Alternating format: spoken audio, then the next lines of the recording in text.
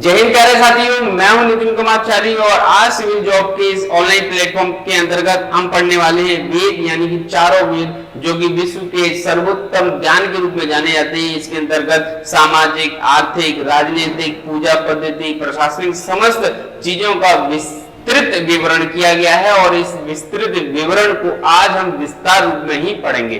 ठीक, और भारतीय संस्कृति के अंतर्गत वेदों का एक अहम स्थान है और वैदिक संहिता के अंतर्गत आप देख रहे हैं कि हम इन चारों वेदों को विस्तार से पढ़ने वाले हैं। ठीक, अगर आप चैनल पर नए हैं तो आपकी जिम्मेदारी बनती है इसी प्रकार के वीडियोस को देखने के लिए आप चैनल को लाइक, शेयर और सब्सक्राइब जरूर करेंगे। ठीक, तो सबसे पहले हम ये देख लेते हैं कि वेद कितने प्रकार के होते हैं और कौन कौन से होते हैं। आपको यहाँ पे दिखाई दे रहा होगा कि वेद जो है वो सनातन धर्म में वेद एक सर्वश्रेष्ठ धार्मिक ग्रंथ के रूप में माने जाते हैं। और वेदों की कुल संख्या कितनी है दोस्तों? वेदों की कुल संख्या है 4। पहला है ऋग्वेद। ठीक है, और बहुत आसान है, ऐसा नहीं कि ये ऋग्वेद और ये सामवेद, अथर्ववेद, यजुर्वेद जो है वो कुछ ऐसे रॉकेट साइंस है जो आपको याद नहीं होंगे, बहुत आसानी से याद हो जाएंगे।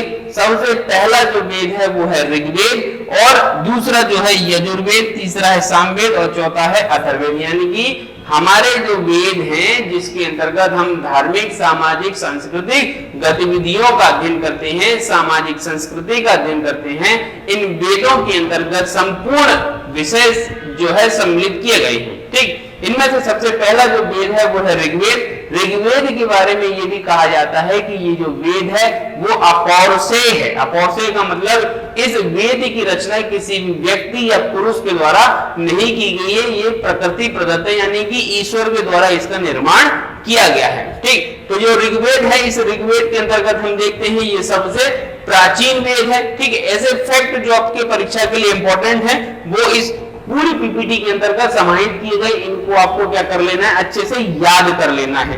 और याद करने के बाद आप क्या करेंगे, इसको अपनी कॉपी में लिखने के बाद बार बार रिवाइज करेंगे, तब जाके ये अच्छी तरीके से याद होंगे। ठीक, तो ऋग्वेद जो है वो सबसे प्राचीन वेद है।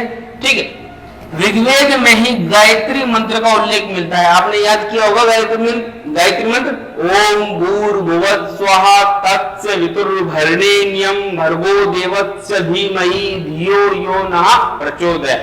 ये जो है गायत्री मंत्र जिसका उल्लेख आपके इसी ऋग्वेद यानी कि सबसे प्राचीन वैदिक संहिता के अंतर्गत जो वेद है ऋग्वेद उसके अंतर्गत मिलता है। ठीक, इस वेद से हमें ऋग्वैदिक कालीन समाज की भी जानकारी मिलती है। यानी कि आप भारतीय इतिहास को जब पढ़ेंगे तो भारतीय इतिहास के अंतर्गत आप सबसे पहले प्रागैतिहासिक काल, फिर उसके बाद आदि ऐतिहासिक काल, जिसके अंतर्गत आप हड़प्पा और हड़प्पा के बाद पढ़ते हैं वैदिक। तो वैदिक संस्कृति समाज को आप पढ़ते हैं तो सबसे पहले आप पढ़ते हैं इसी ऋग्वैदिक काल के अंतर्गत, जो कि पूरा का पूरा ऋग्वेद के आधार पर गठित किया गया है, बनाया गया है, संकलित किया गया है। ठीक, इस ऋग्वेद के अंतर्गत देखेंगे आप तो आपको 10 मंडल दिखाई देते हैं। ऋग्वेद के अंदर कितने मंडल है? 10। आगे हम 10 मंडल को पढ़ेंगे और 8 अष्टक हैं तथा 10-28 सूक्त, यानी कि सूक्त की जो संख्या है वो 10-28 है। ये एक एक फैक्ट आपकी परीक्षा के लिए इंपॉर्टेंट है। अगर आप इनको याद नहीं करेंगे तो परीक्षा में यही पूछा जाएगा कि ऋग्वेद में मंडल कितने हैं, तो आप मंडल बताएंगे 10 हैं, 8 हैं, 12 हैं, 15 हैं, तो आपको 10 टिक कर देना है। अष्टक कितने? 8 हैं। सूक्त कितने हैं? तो 1028 यानी कि 10-28 है ना। आप एमबी जीबी कंप्यूटर में याद करते हो ना, 1 एमबी बराबर कितने, फिर कितने जीबी बराबर कितने एमबी, ऐसा करके याद करते हैं। तो वहां पर 10-24 का रेशियो आता है, बस 24 में 4 जोड़ देना अपने को, 10-24 की जगह 10-28 याद कर लेने। ठीक, सिंपल है, बस थोड़ा रिवाइज करना पड़ेगा, याद करना पड़ेगा। और ये एक ऐसा वेद है, इसी के अंतर्गत ही आपको दशराग युद्ध का वर्णन मिलता है। इतिहास में बहुत महत्वपूर्ण, बहुत फेमस और बहुत ही चर्चा में रहा है ये युद्ध, जिसे अपन कहते हैं दशराग युद्ध। दशराग युद्ध जो है वो एक साइड एक राजा जिसमें भरत कबीले के राजा सुदास थे और दूसरी साइड दूसरे राज्यों के 10 राजा थे। इन 10 राजाओं ने मिलकर राजा सुदास को हराने की इच्छा से युद्ध किया और ये मान के चलो ये 10 के 10 हार गए। यानी कि इस युद्ध में अंतिम रूप से जो विजय होती है वो विजय होती है राजा सुदास की। ठीक, जो कहां के राजा हैं? भरत कबीले के राजा हैं। ठीक, दशराग युद्ध का इसी वेद के अंदर वर्णन मिलता है, और ये जो वर्णन है वो बताता है हमें कि ये दसराग युद्ध है वो प्राचीन कालीन जो नदी है परुष्णी, जो कि वर्तमान नाम क्या है रावी, इस रावी नदी के तट पर यानी कि परुष्णी नदी के तट पर हुआ ये युद्ध था, जिसमें एक और भरत कबीले के राजा सुदास थे और दूसरी ओर थे अन्य 10 राजा, और इन 10 के बीच में राजा सुदास युद्ध करते हैं और युद्ध में क्या होते हैं, विजयी होते हैं। परीक्षा में प्रश्न क्या आएगा, परीक्षा में प्रश्न ये आएगा कि ऋग्वेदिक ये पूछेंगे कि दसराग युद्ध का वर्णन किस वेद में मिलता है, दसराग युद्ध जो है वो किस किस राजा के बीच लड़ा गया था, भरत कबीले के राजा का नाम क्या है, इस युद्ध को अंतिम रूप से किसने विजय किया था, यह युद्ध किस नदी के किनारे हुआ था। इस तरीके से प्रश्न जो है वो परीक्षा में पूछ लिए जाते हैं। ठीक, ऋग्वेद की अगर हम शाखाओं की बात करेंगे तो ऋग्वेद की कितनी शाखाएं, 5 हैं। एक है शाकल, दूसरा है वास्कल, तीसरा है असूलायन, चौथा है संखायन और पांचवा है कौन सा, पांचवी जो शाखा है वो है मांडव्य। ठीक, तो ये याद रखना है, परीक्षा में यहां से भी प्रश्न बनेगा कि निम्नलिखित में से ऋग्वेद की शाखा नहीं है या निम्नलिखित में से ऋग्वेद की शाखा है, तो ये पांचों ऋग्वेद की क्या है, शाखाएं हैं। ठीक, फिर उसके बाद हम देखते हैं ऋग्वेद के अंदर जो 10 मंडल है उसमें से 9वां मंडल जो है वो सोम को समर्पित है, यानी कि सोम के बारे में इसमें क्या है उल्लेख किया गया है, जबकि 10वां मंडल जो है उसमें सबसे अहम जो शब्द हम देखते हैं आजकल समाज में वो क्या है, जो 10वें मंडल के अंदर शूद्र का उल्लेख मिलता है, यानी शूद्र शब्द का वर्णन मिलता है, जो कि एक वर्ण व्यवस्था की उत्पत्ति से संबंधित ऋग्वेद में इसके प्रमाणों की पुष्टि करता है। हमारा जो समाज है वो ऋग्वैदिक कालीन समाज 4 वर्णों में बटा हुआ है, और 4 वर्ण जो हैं वो है ब्राह्मण, क्षत्रिय, वैश्य और शूद्र। तो शूद्र शब्द का जो उल्लेख है वो हमें ऋग्वेद के 10वें मंडल में मिलता है, जिससे ये प्रमाण साबित हो जाता है कि जो समाज था वो 4 वर्णों में विभाजित था। ऋग्वैदिक काल के अंतर्गत जब हम पढ़ेंगे तब ये देखेंगे कि इस समय जो व्यवस्था थी, वर्ण व्यवस्था, वो कैसी थी, पवित्र व्यवस्था थी। इसमें कर्म प्रधान समाज हुआ करता था, हर एक व्यक्ति अलग अलग वर्ण में स्वतंत्र था अपने आप को स्थापित करने के लिए। अगर कोई भी व्यक्ति लिखाई पढ़ाई के काम से लगा हुआ है तो वो ब्राह्मण कहलाएगा, यदि वो शिक्षा के अलावा अन्य कार्य में लगा हुआ है तो उस हिसाब से उसमें उसके वर्ण का निर्धारण होता था। यही व्यवस्था जो थी वर्ण व्यवस्था वो आगे चल के किस में कन्वर्ट हो गई, जाति के आधार पर जाति व्यवस्था में कन्वर्ट हो गई और एक सामाजिक बुराई के रूप में सामने आई। ठीक, ऋग्वेद में पहला और जो 10वां मंडल है वो सबसे एंड में जोड़ा गया। ये परीक्षा के लिए इंपॉर्टेंट है। निम्नलिखित में से सबसे अंत में कौन सा मंडल जोड़ा गया, तो उसमें सबसे अंत में जोड़ा गया पहला, मतलब दूसरा, तीसरा, चौथा, पांचवा ये सब पहले ही बना लिए गए थे, लेकिन जो पहला मंडल है ना, और जो 10वां मंडल है, इन दोनों मंडल को सबसे लास्ट में जोड़ा गया।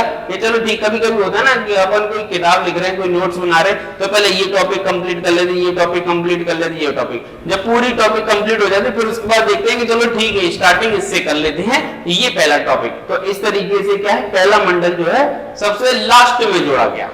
ठीक, तो ऋग्वेद के अंतर्गत और भी कई इंपॉर्टेंट फैक्ट हैं, जैसे कि आप देखते हैं कि ऋग्वेद की जो रचना है उसके बारे में कोई ऐसा विशिष्ट प्रमाण नहीं मिलता, लेकिन वैज्ञानिकों के अनुसार ये बताया गया है कि लगभग 1500 बीसी से 1000 बीसी के बीच में इसकी कहीं ना कहीं रचना की गई है। ठीक, ऐसा इतिहासकारों के अनुसार बताया जाता है कि ऋग्वैदिक काल 1500 से लेके 1000 बीसी के बीच में हुई है ना। ये ऋग्वैदिक काल की विशेषता है कालखंड के अनुसार। ठीक, ऋग्वेद में ऋग शब्द जो है उसका अर्थ होता है छंद, यानी कि इसके अंदर जो कुछ भी लिखा गया है छंद शास्त्र में लिखा गया है। यानी कि आपको यदि ऋग्वेद पढ़ना है, यजुर्वेद, सामवेद, अथर्ववेद जो भी पढ़ने हैं, मुख्य रूप से वेदों को पढ़ने के लिए वेदांगों का ज्ञान होना बहुत जरूरी है। और वेदांग क्या है, इन वेदों को पढ़ने के लिए 6 अंग हैं, और इन 6 अंगों का एक सूत्र है जिसे मैं आपको बताता हूं। वेदांग जब अपन पढ़ेंगे तो इसको और अच्छे से पढ़ेंगे। ठीक, वेदांग का सूत्र क्या है, छैना की सब्जी। ठीक, छैना की सब्जी, सब्जी मतलब जो भी आप खाना खाते हैं सब्जी बोलते हैं उसको। छैना फॉर छा फॉर छंद, ना फॉर निरुक्त, निरुक्त, का फॉर कल्प, सा फॉर शिक्षा, व फॉर व्याकरण और जा फॉर ज्योतिष। यानी कि ये 6 जो हैं वो वेदांग हैं, वेदों को समझने के लिए उसके अंग हैं, जिसमें से वेदों के सबसे प्रमुख अंग के रूप में जाना गया है छंद को। ठीक, तो ऋग्वेद में ऋग का अर्थ छंद होता है, ठीक है, या चरण होते हैं जिसके आधार पर मंत्रों का उच्चारण किया जाता है। ठीक है, यह एक ऐसा वेद, यानी कि वेद में से ऋग्वेद में से ऋग का अर्थ तो छंद हो गया, और वेद, वेद का मतलब होता है ज्ञान। एक ऐसा ज्ञान यानी कि एक ऐसा वेद जिसकी जो रचना है वो किसमें की गई है, छंद शास्त्र के अंतर्गत की गई है। ऋचाओं में छंद के आधार पर इन ऋचाओं का क्या किया गया है, वर्णन किया गया है। ठीक, ऋग्वेद में मंत्रों को यज्ञों के अवसर पर, ऋग्वेद में जो मंत्र लिखे हैं उन मंत्रों को यज्ञ के अवसर पर जो स्तुति करता है उसको हम क्या कहते हैं, होत्र। और ये मान के चलो ये होत्र वाला जो प्रश्न है वो बहुत इंपॉर्टेंट है, परीक्षा में पूछा ही जाएगा। इस चीज पे आप थोड़ा विशेष रूप से फोकस करेंगे कि ऋग्वेदिक मंत्रों को उच्चारण करने वाले को क्या कहते हैं। ऋग्वेदिक मंत्रों का उच्चारण करने वाला जो व्यक्ति है, जो पुरोहित है, वो क्या कहलाता है, होत्र कहलाता है। ठीक है, ऋग्वेद के 2 ब्राह्मण ग्रंथ मिलते हैं, यानी कि देखो ऋग्वेदों को समझने के लिए ब्राह्मणों द्वारा लिखे गए ग्रंथ को ब्राह्मण ग्रंथ कहते हैं। ब्राह्मण ग्रंथ के बाद अरण्यक है, अरण्यक के बाद उपनिषद है, इस तरह से क्रम चलता है। ठीक, तो ऋग्वेद के 2 ब्राह्मण ग्रंथ है, एक है ऐतरेय और दूसरा है कौसतकी। और कौसतकी को ही आप किस नाम से जानते हैं, संखायन। और ये भी इंपॉर्टेंट है, ये मान के चलिए परीक्षा में जो प्रश्न पूछे जाएंगे उन प्रश्नों पर हम विशेष रूप से फोकस करने का प्रयास कर रहे हैं। हमारे अनुसार जो ज्यादा इंपॉर्टेंट हो सकता है उस पर हम डिस्कस कर रहे हैं।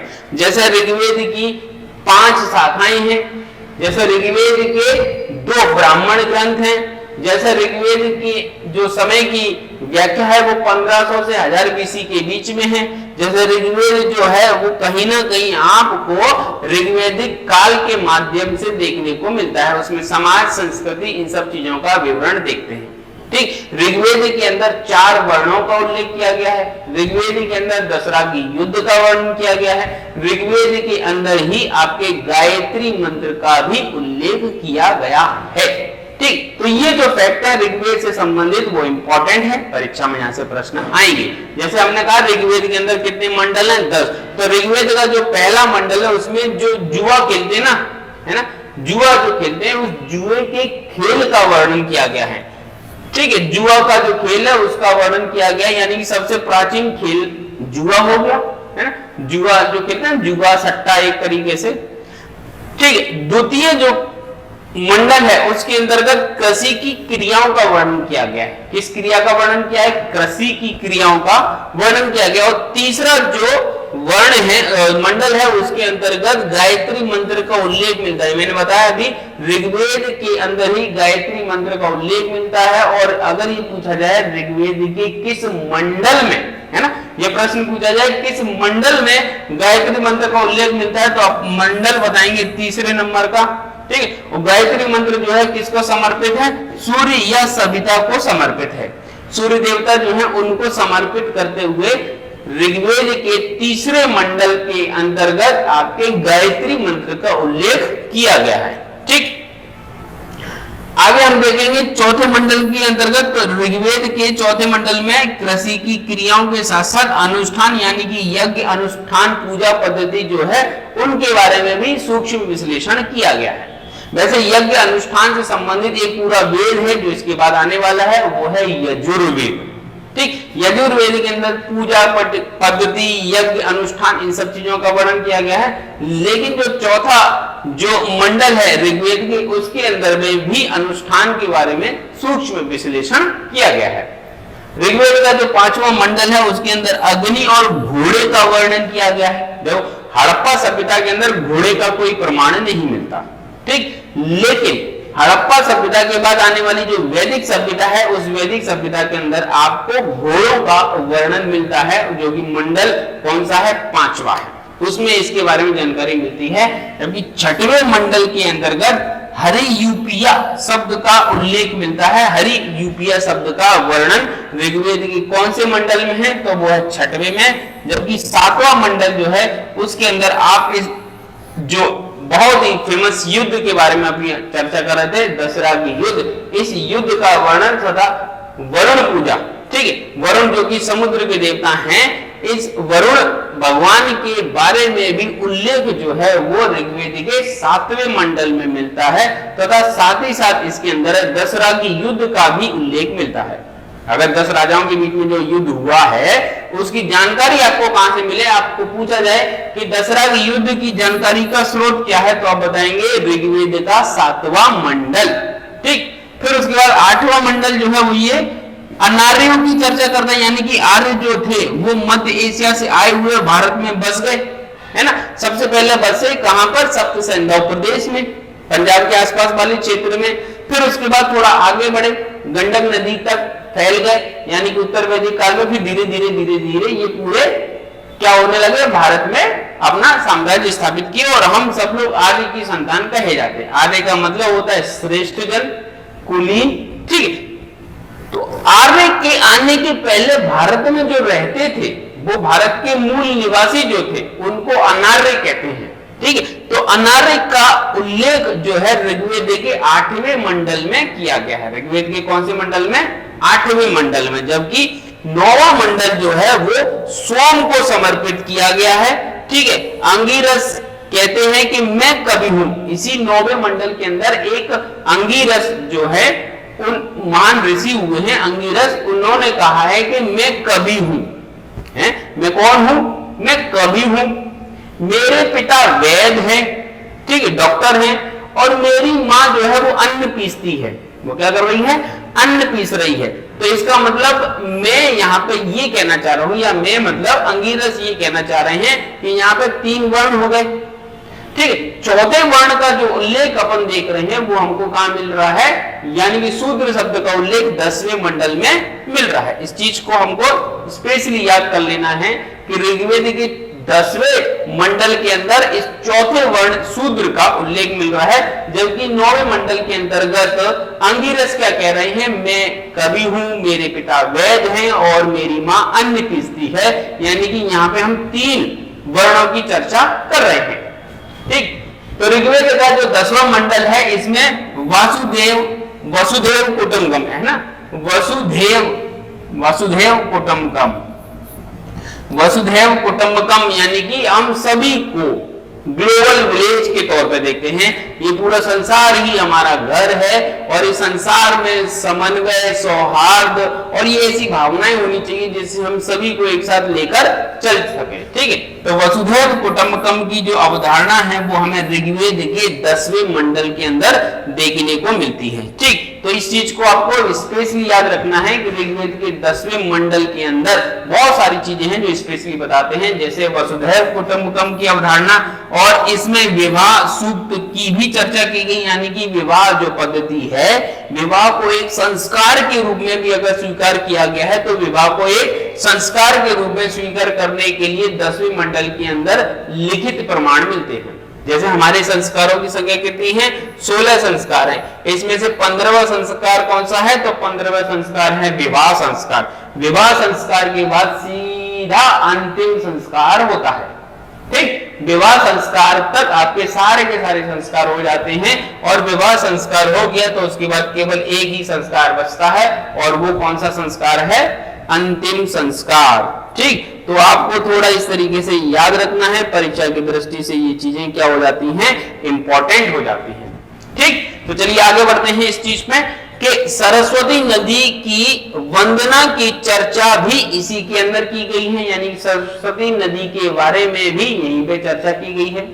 सरस्वती नदी को पवित्र नदी का दर्जा भी दिया गया है, ठीक है। जबकि ऋग्वैदिक काल के अंतर्गत आप देखें तो गंगा नदी का ज्यादा विशिष्ट उल्लेख किया भी नहीं गया है, यमुना नदी का भी ज्यादा कोई उल्लेख नहीं किया गया, लेकिन सरस्वती नदी को सबसे पवित्र नदी का दर्जा दिया गया है।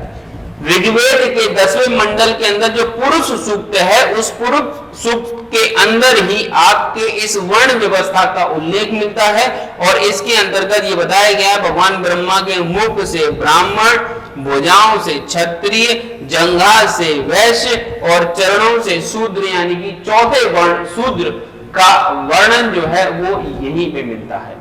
तो ऋग्वैदिक कालीन ये जो व्यवस्था है इसको आपको समझना पड़ेगा, और समझने के साथ साथ ये याद भी करना पड़ेगा जब पूछा जाए परीक्षा में। ये तो थोड़ा नॉर्मल सा है कि ब्रह्मा के मुख से किसका जन्म हुआ है, भुजाओं से किसका हुआ है, जंघा से किसका हुआ है, चरणों से यानी पैरों से किसका हुआ है, ये तो आप बचपन से सुनते आए हैं। लेकिन ये नहीं सुना होगा कि विवाह को एक संस्कार के रूप में अनुमति दी गई है। तो ऋग्वेद के 10वें मंडल में इसका क्या मिलता है, प्रमाण मिलता है। और ये प्रश्न पूछ लेगा ऋग्वेद के किस मंडल में विवाह को एक संस्कार के रूप में देखा गया है, तो आप बताएंगे ऋग्वेद का 6वां, 7वां, 8वां, 10वां, तो आप बताएंगे 10वां मंडल। ठीक, फिर ऋग्वेद के जो मंडल हैं, इन मंडलों के कुछ रचयिता भी हैं। जैसे ऋग्वेद का जो पहला मंडल है, ठीक है, ऋग्वेद की कौन से मंडल की बात हो रही है, पहले मंडल की। तो ऋग्वेद का जो पहला मंडल है उसके रचयिता हैं मधुच्छदा मेधातिथि। ठीक है, नाम थोड़े अजीब से हैं बट आपको याद करने पड़ेंगे, परीक्षा में आएंगे। द्वितीय जो मंडल है उसके रचयिता जो हैं वो है गृहस्थमद। ठीक है, तीसरा जो मंडल है उसके रचयिता हैं विश्वामित्र, जिन्होंने गायत्री मंत्र का भी क्या किया है, निर्माण किया है। ठीक है, गायत्री मंत्र को बनाने वाले जो हैं, गायत्री मंत्र के रचयिता जो हैं वो विश्वामित्र हैं। और चौथा मंडल जो है उनकी रचना जो है वासुदेव के द्वारा की गई है। पांचवा मंडल जो है उसकी रचना अत्रि, ऋषि अत्रि के द्वारा की गई है। छठवां मंडल जो है उसकी रचना भरद्वाज के द्वारा की गई है। आठवां मंडल जो है उसकी रचना कर्म और अंगिरस के द्वारा, अंगिरस एक महान शिष्य हुए हैं, सॉरी ऋषि हुए हैं, उनके द्वारा की गई है। जबकि 9वां मंडल है उसकी रचना अंगिरस और अन्य ऋषियों द्वारा की गई है। जबकि 10वें मंडल की रचना विमदा, इंद्रा, सची और अन्य विद्वानों ऋषियों द्वारा की गई है। तो ये आपको याद रखने कौन से मंडल की रचना किसने की। आपके लिए थोड़ा सरल कर देता हूं कि आपको ये 6वां मंडल, ठीक है, आपको ये आपका 8वां मंडल, ठीक है, आपको ये तृतीय मंडल, ठीक, ये 3 मंडल तो याद करने ही पड़ेंगे क्योंकि इन तीनों मंडल से परीक्षा में प्रश्न जरूर बनने की संभावना है। ठीक, अब ऋग्वेद के बाद दूसरा वेद जो है वो है यजुर्वेद। और यजुर्वेद जो है वो धर्म अनुष्ठान, पूजा पद्धति, यज्ञ, इन सभी बातों से संबंधित वेद है। ठीक है, इस वेद के अंतर्गत आप देख रहे हैं कि यजुष जो शब्द है, यजुर्वेद के अंदर यजुष जो शब्द है उसका अर्थ होता है यज्ञ। यजुष जो शब्द है उसका अर्थ क्या है, यजुष, अर्थात यजुर्वेद के अंदर यज्ञ और अनुष्ठान संबंधी विधि विधान अर्थात पूजा पद्धति का उल्लेख किया जाता है। आप नवरात्रि का फास्ट रखते हैं, शिवरात्रि का फास्ट रखते हैं, कोई भी पूजा पद्धति करते हैं, हवन यज्ञ करते हैं, उन सभी की पूजा पद्धतियों का विवरण जो है आपको यजुर्वेद में मिलता है। और इन यजुर्वेद के अंदर कर्म कांडों के माध्यम से आप कहां चले जाएंगे, सीधा स्वर्ग लोक चले जाएंगे, ऐसा बताया गया है धर्म शास्त्रों के अंतर्गत। अगर आप मानेंगे तो आपको इसका असर होगा, नहीं मानेंगे तो कोई बात ही नहीं है। लेकिन याद कर लेना भैया, परीक्षा के लिए तो इंपॉर्टेंट है, मानो या ना मानो। ठीक, तो यह एकमात्र ऐसा वेद है जो गद्य और पद्य दोनों में लिखा गया है। ये इसकी विशेषता है, गद्य और पद्य दोनों में लिखा गया जो वेद है वो कौन सा है, यजुर्वेद। और यजुर्वेद कैसा वेद है, यज्ञ, अनुष्ठान, पूजा पद्धति, इन सभी चीजों से संबंधित वेद। ठीक, यजुर्वेद जो है, यजुर्वेद के मंत्रों का उच्चारण करने वाला जो पुरोहित है वो अथर्वयु कहलाता है। पहला अपन ने ऋग्वेद में देखा था, कौन था, होत्र, और ये कौन है, अथर्वयु। इन मंत्रों का उच्चारण करने वाला पुरोहित जो होगा, व्यक्ति जो होगा, उसको आप क्या कहोगे, अथर्वयु कहोगे। और ऋग्वेद वाले व्यक्ति को क्या कहोगे, होत्र। तो ये परीक्षा में आएंगे, याद करना पड़ेंगे। ठीक है, ऋग्वेद जो है उसके 2 भाग होते हैं, एक शुक्ल यजुर्वेद है और दूसरा कृष्ण यजुर्वेद है। ठीक है, शुक्ल यजुर्वेद को वाजसनेय संहिता के नाम से भी जाना जाता है। तो ये परीक्षा के लिए लो हो गया आपका इंपॉर्टेंट कि निम्नलिखित में से वाजसनेय संहिता को जाना जाता है ऋग्वेद के नाम से, शुक्ल यजुर्वेद के नाम से, कृष्ण यजुर्वेद के नाम से, अथर्ववेद के नाम से। तो आप बताएंगे शुक्ल यजुर्वेद जो है वो वाजसनेय संहिता के नाम से भी जाना जाता है। अब जो यजुर्वेद है उसको हम क्या कह सकते हैं एक लाइन में, कर्मकांडी प्रधान। कर्मकांडी क्यों? क्योंकि पूजा पद्धति को आप कर्मकांड कह रहे हैं, यानी कि कर्म कांडों के बारे में जानकारी देने वाला जो वेद है उसको आप क्या कह रहे हैं, यजुर्वेद कह रहे हैं।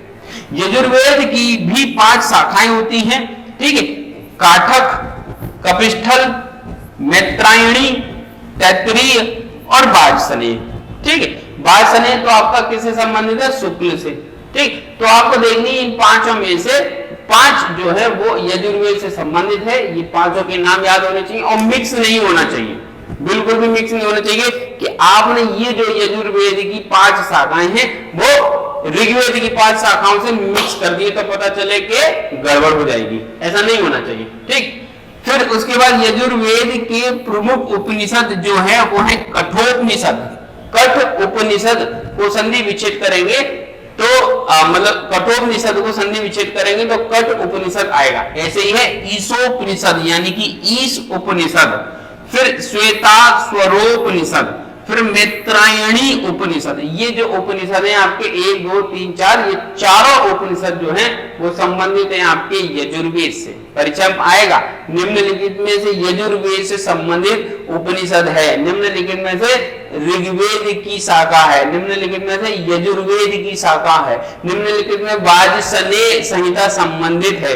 तो ऐसे जब प्रश्न आएंगे ना तो वो बहुत ज्यादा दिक्कत आएगी वो सारे फैक्टों को एक दूसरे से अलग करने में, क्योंकि फिर सब एक जैसे ही लगेंगे। इसलिए आपको क्या करना है, सोच सोच के ट्रिक बना बना के याद करने हैं कि एक ऋग्वेद का अलग पन्ना बना लो, यजुर्वेद का अलग बना लो, सामवेद का अलग बना लो, अथर्ववेद का अलग बना लो और अलग अलग पन्ने पे अलग अलग डाटा को लिख के एक दूसरे से डिस्कस करो, है ना। कि जब आप मान के चलो किसी से बात कर रहे हैं तो फोन पे बात करते समय इन डाटा का उपयोग करें, एक दूसरे से डिस्कस करें, है ना। तो जब डिस्कस करेंगे तो चीजें दिमाग में बैठेंगी। आपने देखा होगा जब कभी छोटे बच्चे को पढ़ाया जाता है तो पढ़ाते समय उसको बोला जाता है कि बोलो, यानी कि बोल बोल कर पढ़ो, है ना।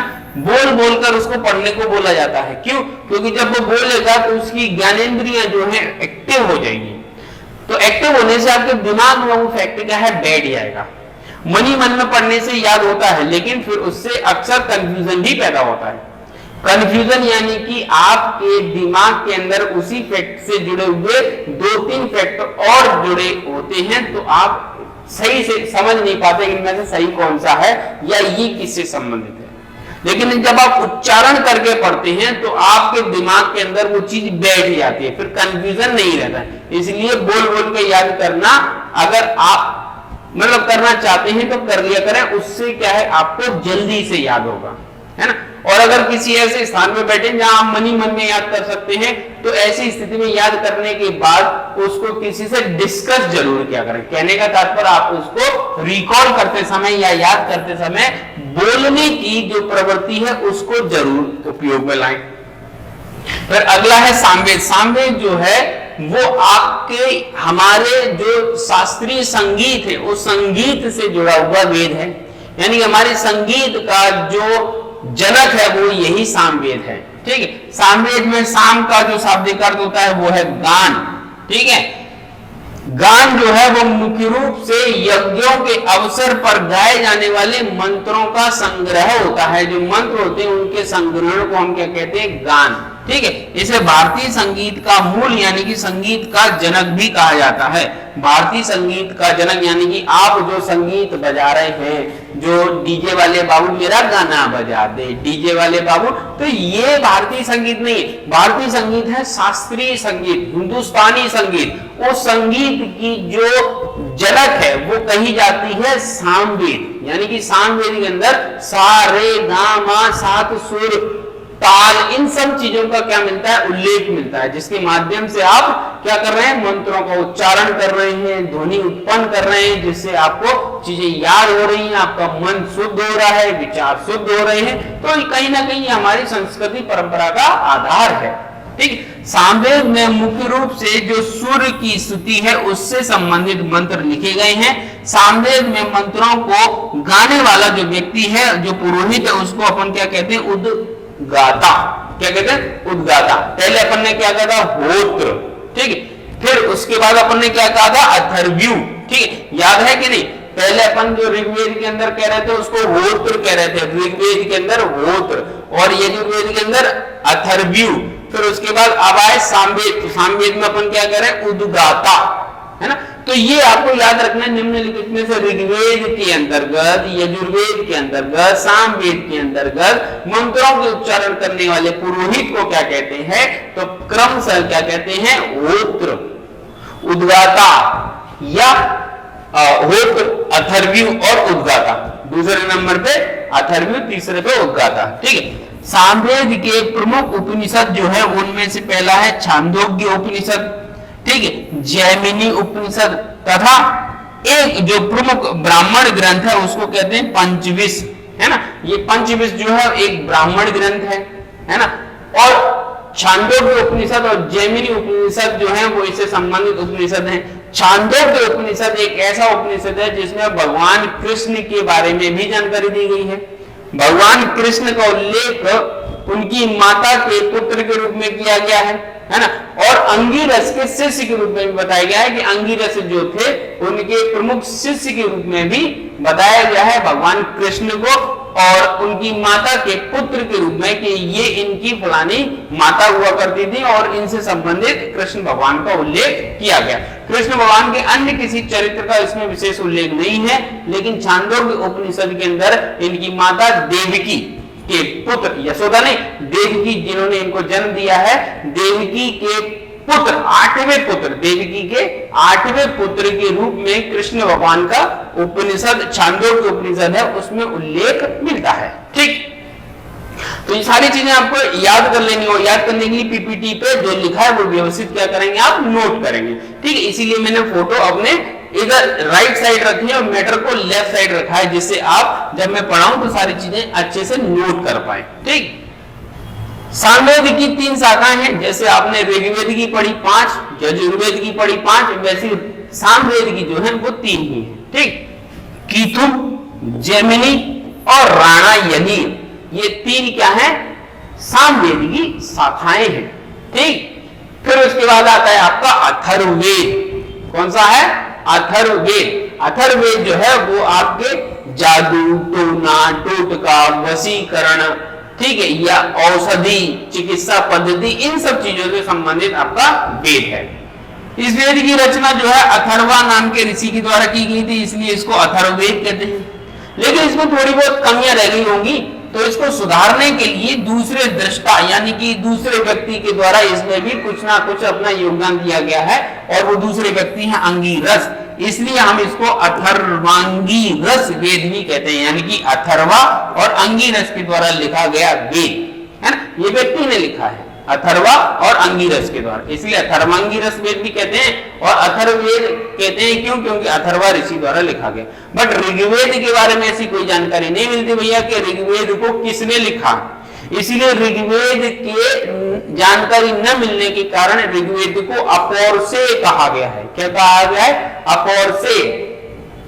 इस वेद के अंतर्गत जादू टोना, जैसा भी मैंने बताया, जादू टोना, ठीक है, बाबू सोना छोड़ दो, जादू टोना देख लो। यहाँ पे जादू टोना परीक्षा में पूछा जाएगा कि जादू टोना किस वेद की प्रमुख विषय वस्तु है, तो आप बताएंगे जादू टोना जो है वो है अथर्ववेद। फिर टोटका, आयुर्वेदिक औषधि, रोग, तंत्र, मंत्र, वशीकरण। आप किसी पे ऐसा करके कमंडल से पानी लो और फेंक दो, फिर उसको बोलो कि तू मेरे वश में हो गया, अब मैं जो बोलूंगा वही करेगा, तू खड़ा हो जा तो खड़ा हो गया, तू बैठ गया तो बैठ गया, तू सो जा तू सो जा। पिक्चरों में बताते ना, वो अपने आप को किसी दूसरे को समर्पित कर देता है और फिर वो क्या उसके वश में हो जाता है। तो जो वशीकरण जो मंत्र है उनके बारे में जानकारी इसी अथर्ववेद में मिलती है, ठीक। अथर्ववेद की 2 शाखाएं हैं, जो 5 ऋग्वेद, 5 यजुर्वेद, 3 सामवेद, 2 अथर्ववेद, ठीक है। पिप्पलाद और शौनक, तो इसकी कितनी है, 2 ही शाखाएं, मासूम सी छोटी छोटी 2 शाखाएं हैं, पढ़ लेंगे, ठीक है। अथर्ववेद जो है, अथर्ववेद की रचना सबसे अंत में की गई थी, है ना, सिंपल सी बात है। सबसे पहला ऋग्वेद, सबसे लास्ट अथर्ववेद। अब बीच में कौन सा है, यजुर्वेद है कि सामवेद, इसमें थोड़ा विवाद भी है, लेकिन हम क्रम से याद रखें तो आपको याद रखना है सबसे पहले ऋग्वेद, फिर यजुर्वेद, फिर सामवेद, फिर अथर्ववेद। लेकिन बीच में ये जो है इनके क्रम के बारे में जानकारी नहीं मिलती। हाँ, ये जरूर मिलती है कि ये फर्स्ट है और ये लास्ट है, बस इतना मिलता है। बीच वाले में से कौन पहले कौन बाद में है इसकी बात की जानकारी नहीं मिलती। तो ऋग्वेद के अंदर 731 सूक्त हैं, 20 अध्याय हैं और 600 मंत्र हैं। 6000 क्या है मंत्र हैं। इसमें आर्य और अनार्य विचारधाराओं के बीच में समन्वय स्थापित किया गया, यानी कि आर्यों की विचारधारा एक अलग होगी, अनार्य की विचारधारा अलग होगी, दोनों के बीच में क्या स्थापित किया गया है, समन्वय। ठीक। फिर उसके बाद अथर्ववेद में परीक्षित को कुरुओं का राजा बताया गया। राजा परीक्षित, बहुत इतिहास में आपने पढ़ा होगा, धर्मशास्त्रों में इनके बारे में कहानियां भी प्रचलित हैं कि राजा परीक्षित कौन थे। तो राजा परीक्षित थे कुरु वंश के राजा के महान राजा। ठीक है। उत्तर वैदिक काल में इस वेद का विशेष महत्व बताया गया है, उत्तर वैदिक काल के अंतर्गत। ठीक है। अथर्ववेद का एकमात्र ब्राह्मण जो ग्रंथ है वो है गोपथ। अथर्ववेद का कोई भी अरण्यक नहीं है, इस बात को याद रखना, आगे पढ़ेंगे। अथर्ववेद का अरण्यक कोई नहीं है, लेकिन ब्राह्मण ग्रंथ जरूर है और वो है एकमात्र गोपथ ब्राह्मण। ठीक है। इसके उपनिषदों के अंतर्गत जो मुख्य रूप से देखे जाते हैं वो है मुंडक उपनिषद। परीक्षा में पूछा जाएगा, ये तो बहुत आसान सी है कि भारत का आदर्शात्मक जो वाक्य है सत्यमेव जयते। कौन सा? सत्यमेव जयते, यानी सत्य की हमेशा जीत होती है। ये भारत का आदर्शात्मक वाक्य है। इस वाक्य को कहां से लिया गया है? इस मुंडक उपनिषद से लिया गया है। इसको साथ में जोड़कर संयुक्त रूप से बोलते हैं तो कहते हैं मुंडकोपनिषद, और संधि विच्छेद करते हैं तो आता है मुंडक उपनिषद। तो मुंडक उपनिषद के अंतर्गत भारत की आदर्शात्मक वाक्य सत्यमेव जयते का वर्णन किया गया है, जो कि संबंधित है आपके अथर्ववेद से। यानी कि कहने का तात्पर्य ये अथर्ववेद का उपनिषद जो है वो है आपका मुंडक उपनिषद। प्रश्नोपनिषद, यानी कि इसमें प्रश्न उत्तर के बारे में बताया गया है कि भैया प्रश्न पूछो, अगर प्रश्न पूछेंगे तो उत्तर मिलेगा, नहीं मिलेगा तो आप खोजोगे और खोजते खोजते ज्ञान परंपरा को आगे बढ़ाओगे। और अगर प्रश्न नहीं पूछोगे या किसी ने पूछ दिया, बोल भाई प्रश्न नहीं पूछना, दिमाग में खराब कर, सीधे बैठ वहां जाके। जब मैंने पूछा तब तो जवाब नहीं दे, तू पूछ रहा मैं भी नहीं बोलूं। तो प्रश्न पूछने की परंपरा अगर रुक जाएगी तो समाज गतिशीलता को प्राप्त कैसे करेगा? समाज सुधरेगा कैसे? समाज आगे कैसे बढ़ेगा? समाज ज्ञान परंपरा को कैसे आगे बढ़ाएगा? तो हमारे समाज में हमारे अंतर्गत प्रश्न पूछने की परंपरा को आगे बढ़ाया गया है, जिसके बारे में प्रश्नोपनिषद अपने उल्लेखनीय विवरण को प्रस्तुत करता है। मांडूक्योपनिषद, ये तीन जो उपनिषद हैं ये तीनों के तीनों संबंधित है आपके अथर्ववेद से। ठीक, ये लास्ट पीपीटी है, इसके बाद आपको केवल धन्यवाद देना है। और अगर वीडियो पसंद आया हो तो लाइक शेयर सब्सक्राइब जरूर करना है। ऐसा नहीं करना है कि बीच में से साथ छोड़ दो। ठीक, अब ये कुछ पूरी टेबल है, इस टेबल को याद कर लेना भाई साहब कि जो आपके वेद हैं उन वेदों में से किस वेद का कौन सा ब्राह्मण ग्रंथ है, कौन सा उसका उपनिषद है, कौन सा उसका अरण्यक है, कौन सा उसका अद्वैता यानी कि वो उच्चारण करने वाला। ठीक है, यहाँ पे अपना वो रहेगा ब्रह्म। ब्रह्म कौन है? जो अथर्ववेद की उच्चारण को करता है, मंत्रों का उच्चारण है, उसको ब्रह्म कहते हैं। ठीक, तो सबसे पहले अपन पढ़ते हैं पहले नंबर का। पहले इसमें पेन देख लिया तो कौन सा चलेगा? ये वाला चलेगा, व्हाइट वाला। ठीक, तो ऋग्वेद है। ऋग्वेद के दो ब्राह्मण ग्रंथ हैं, ऐतरेय और कौशिकी।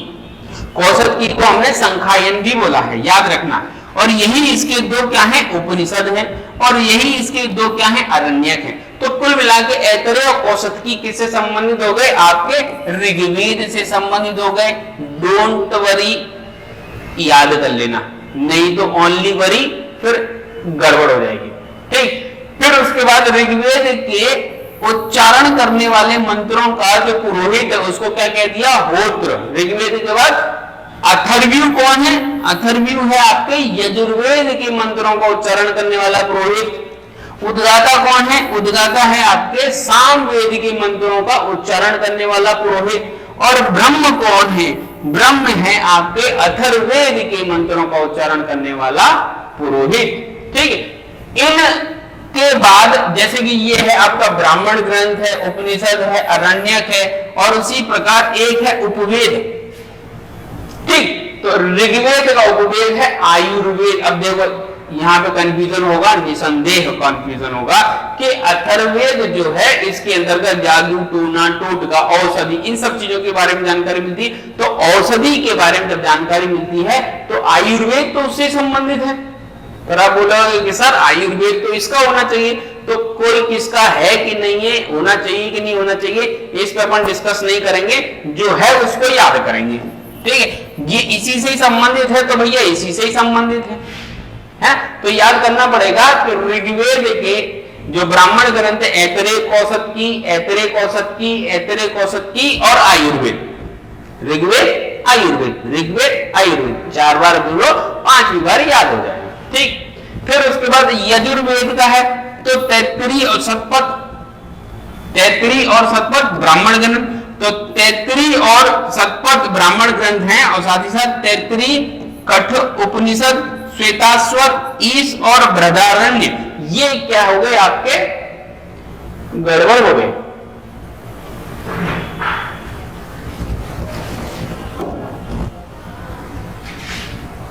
चलिए खैर, गड़बड़ को सुधार दिया है, वो कहीं टच हो गया होगा। तो तैत्तिरी, कठ, श्वेताश्वर, ईश और बृहदारण्य, ये उपनिषद है किसके, यजुर्वेद के, और अरण्यक, तैत्तिरी, बृहदारण्य और शतपथ यहीं पे लिखे हुए, ये इसके क्या है आपके अरण्यक है, उपनिषद है और ब्राह्मण ग्रंथ है, और इसका जो उपवेद है वो है धनुर्वेद। उपवेद कौन सा है, धनुर्वेद। ठीक, सामवेद जो है उसका है पंचविश, है ना। ब्राह्मण ग्रंथ क्या है, पंचविश अपन ने पढ़ा था, इसी को तांड्य ब्राह्मण ग्रंथ के नाम से भी जानते हैं। तांड्य या पंचविश एक ही बात है। ठीक है, और इसके उपनिषद आएंगे तो केन उपनिषद है, छांदोग्य उपनिषद है, आरण्यक आएगा तो जैमिनी और छांदोग्य है, और इसके उपवेद की चर्चा करोगे तो उपवेद आएगा गंधर्व वेद, जिसकी रचना किसने की है, नारायण, नारायण नारद मुनि जो हैं उन्होंने इसकी रचना की है गंधर्व वेद की। ठीक, फिर उसके बाद आएगा अथर्ववेद, जिसे अपन ब्रह्म वेद के नाम से भी जानते हैं। अथर्ववेद को किस नाम से, ब्रह्म वेद के नाम से भी जानते हैं, जिसका एक ब्राह्मण ग्रंथ है गोपद। ठीक है, और उपनिषद है प्रश्न उपनिषद, फिर उसका मुंडक उपनिषद और मांडुक्य उपनिषद, 3 उपनिषद हैं, लेकिन इसका एक भी आरण्यक नहीं है। अगर ये पूछा जाए अरण्य की कुल संख्या कितनी है, तो आप बताएंगे अरण्य की कुल संख्या 7। नंबर 1 ऐतरेय, दूसरा औषधि, तीसरा तैत्तिरीय, चौथा बृहदारण्य, और 5वां शतपथ, 6वां जैमिनी और 7वां छांदोग्य। ये 7 क्या हैं, आपके आरण्यक है। लेकिन आपके उपनिषद जो है वो टोटल है 108, जिनमें से 12 का उल्लेख आपको मिल जाता है, बाकियों का नहीं मिलता। ठीक, तो टोटल 108 उपनिषद हैं, 7 अरण्यक हैं। फिर उसके बाद ये उपवेद जो है, उपवेद में से जो आपका लास्ट वाला है अथर्ववेद, उसका उपवेद है शिल्पवेद। ठीक, तो यहाँ पे ये पूरी की पूरी जो टेबल है, उस पूरी टेबल को आपको क्या कर लेना है, स्क्रीनशॉट लेके याद कर लेना। एक एक टॉपिक से प्रश्न बनेगा, और अगर आपने इसको रट डाला तो आपकी लाइफ झींगा लाला, नहीं तो फंस जाएगा साला। ठीक, तो इसको याद करना है, अच्छे से रिवाइज करना है, एक दूसरे से क्या करना है, डिस्कस करना है, तब जाके ये जो शब्द है वो कंठस्थ रूप से आपके मस्तिष्क में बैठेंगे, नहीं तो कंफ्यूज होंगे आप। ठीक, तो आज के इस लेक्चर में इतना ही। कल जब दूसरा लेक्चर आएगा तब आप पढ़ेंगे इसके अंतर्गत ब्राह्मण ग्रंथ, आरण्यक और उपनिषद, इन तीनों से संबंधित एक लेक्चर कल आपको मिलने वाला है। ठीक, तो जय हिंद।